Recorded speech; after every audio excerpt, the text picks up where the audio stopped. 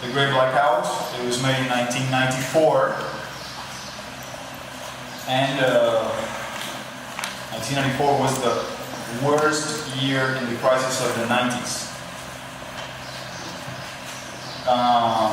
And it belongs to a series of large canvases by this one, entitled Shelters. I'm pretty sure the word is right, shelters. You know, like bunkers, like these galleries we put them on the ground to protect people from air raids, etc. Both the title of the painting and the title of the series refer to the way we lived and in the 90s and how we felt in those times.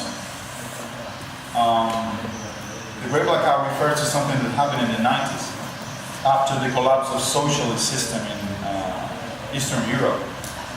There was shortage of everything in this country: fuel, energy, public transportation, food, you name it. So we were in the middle of a crisis. You say you're in a crisis. Believe me, you don't know what a crisis is. I'm sorry, I'm not underestimating your crisis, but I'm just saying, let's say it's different crisis. When you don't have anything, you have nothing to eat, you have no electric light, you can't even see your own hands in the middle of the night, 8 hours long, 12 hours long blackouts. You see the streets out of the desert, no cars, no buses, no nothing. Well, it's pretty hard to picture it out, but well. We were suffering from blackouts, power cuts. And probably Oliva uses this as a metaphor for a different kind of darkness. Because we were also suffering from despair, impotence, frustration, and uncertainty.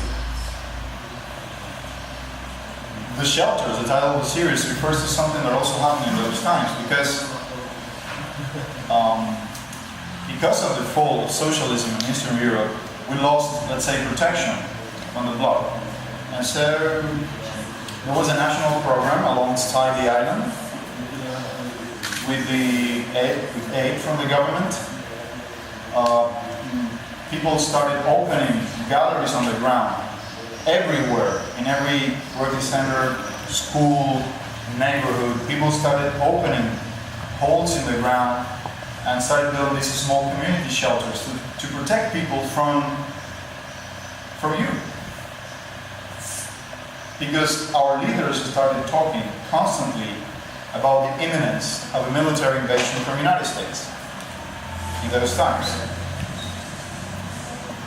And this being in the middle of so much paranoia, uncertainty about the future, frustration because of the crisis, was part of the general psychological ambience of those times, the spiritual, let's say the state of mind of those times. So, let's say, metaphorically speaking, this is Cuba underground, isolated in its own shell in the middle of a blackout.